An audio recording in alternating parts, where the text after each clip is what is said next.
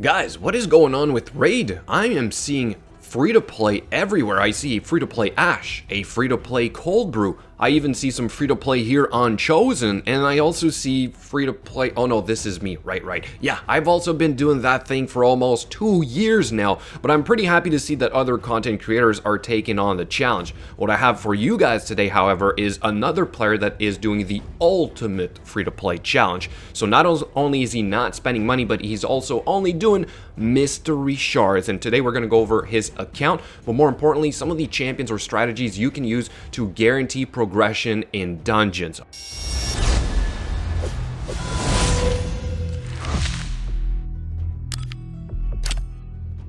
Before I get started, let me quickly point out that this player is streaming. He is on Twitch. He is called Odin Allfather. Please go and follow his channel. That would be amazing. And also a quick reminder that I stream on Monday, Wednesday, and Friday nights, which means that tonight I will be streaming and we are doing some gem giveaways in Raid. All right, now let's go over this account. As you can see, a lot of ancients, voids, and sacred shards because he's never used them. That's the whole point of this added challenge on top of being free to play. He's also keeping all of his gems generated in game. He's not in a hurry to use them. He's even hoarding his energy, and he has a lot of silver saved up. I believe he's been playing for 131 days, so he's still very young account, and the whole point is to use only accessible champions. What is accessible champions? The ones you can farm, the one you start with, the ones you get from the login program, or also the ones you could get from fusions. So that is really huge. Most of the time you're not going to be able to complete the fusions as this type of player,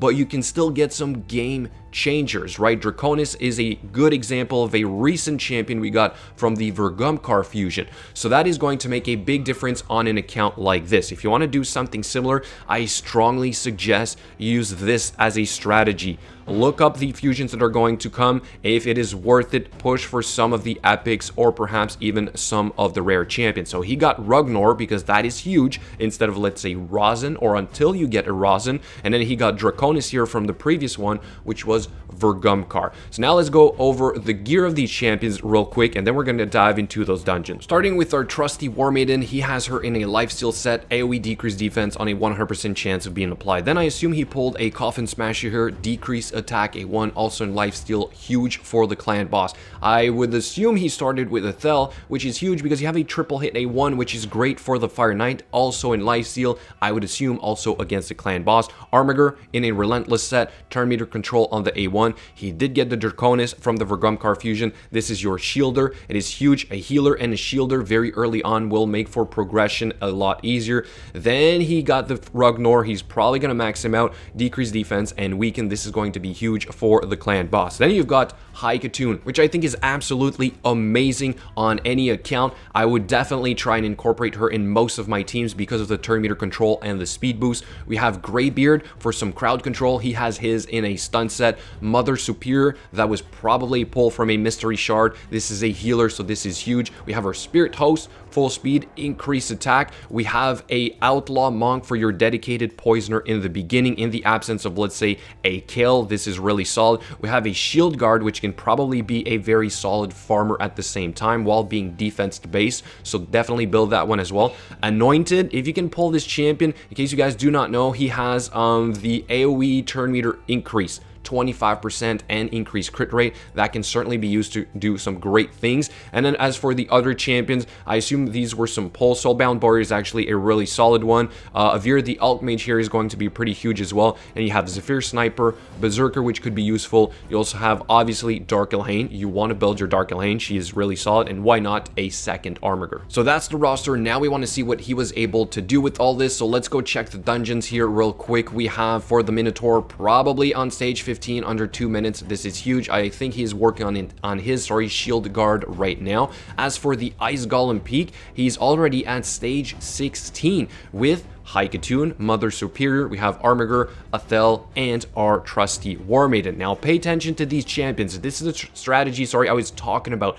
You want to reuse your champions across the board as much as possible. So what else was he able to do with all these champions? We have stage 13 for now for the Spider, but it's the same champions. Literally the same core team can do everything in the game. What about the dragon? We have stage 15 and we have the same thing, the almost exact same thing, except for perhaps spirit host here for the added damage, and then for the fire knight I would assume it's the same champions yet again. There we go. We have it, right? We have a triple hit A1 for the Coffin Smasher, so that's kind of huge here. Well, with the Athel, this is in a sense relatively easy. So let's keep going. Let's see what else he was able to do with this core roster. Let's move on to now the faction wars, which obviously is not the focus of this challenge in the beginning. This will be done over time, a very long period of time. So like he had what, 130 stars. Again, not exactly what we're looking to do here. We are in gold 3 for the arena, almost gold 4. You can still get away with this original team that I presented, or a similar team that I presented almost 2 years ago. Now that they brought the bots back, this easy, accessible team can work. Increase speed or speed aura, increase attack, decrease defense, nuke. That's it, good to go. It still works. As for Tag Arena, I wonder if he has teams set up. He does. All right, so he has 3 teams set up already, and he is in, what is it, gold? I didn't see it, but we have, oh, sorry, bronze 1.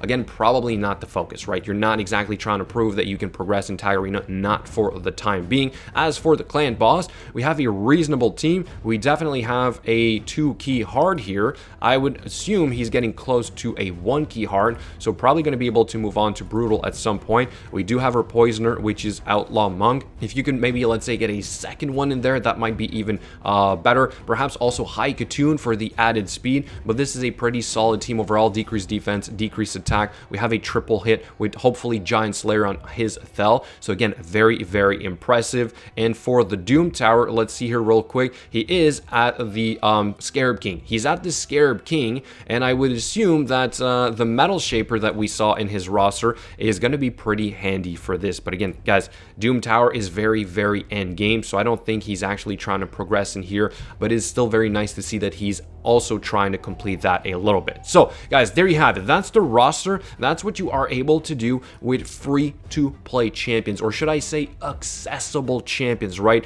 There is a difference, a free to play player and then accessible champions, which sometimes we'll call out as being free to play champions. So let's finish off with a quick run of one of these dungeons here, and the dragon is probably the best to showcase. Why? Because this is the first dungeon you want to push as quickly as possible, and we're going to start with 13 here because you have the ability to start getting some rank 6 gear. So that is huge. Let's see how fast we can get this to work with his current roster, and let's even say that we don't use the Draconis. What if we put Greybeard in, making this the ultimate accessible team early on? We got some crowd control, we have some stuns, we do have some increased attack, and our nukers.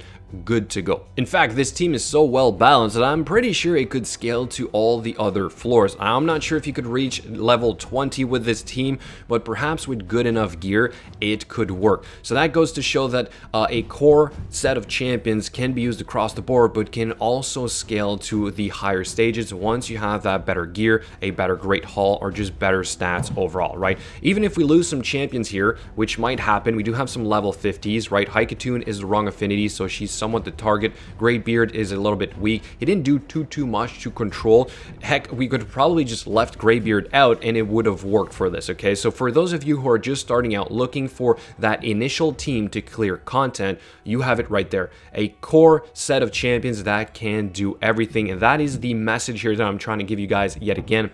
You do not need legendaries. You don't even need fancy epic champions. You don't even need to open ancient shards, void shards, and sacred shards, and you can still progress in the game in the beginning, especially if, let's say, you're not in a hurry, right? So if you're trying to be as fast as possible, you're doing like a speed run or something as free to play and mystery shards only, maybe you'll be a little bit better, maybe you'll be more optimal, or like do things slightly differently. But this player has undertaken this challenge, and this is the perfect proof that, guys, it is doable. So that's a couple of tips and strategies for you to progress in the beginning if you're doing something similar. Now, if other players out there want to do the ultimate free-to-play challenge, do reach out. I love showcasing these because it is, again, a perfect example that it is possible. All right, it is possible. So I'm gonna end it right there. Let me know what you think in the comments below. Here's the great haul, just in case you guys want to compare stats. As always, thank you so much for watching, and I'll catch you guys later.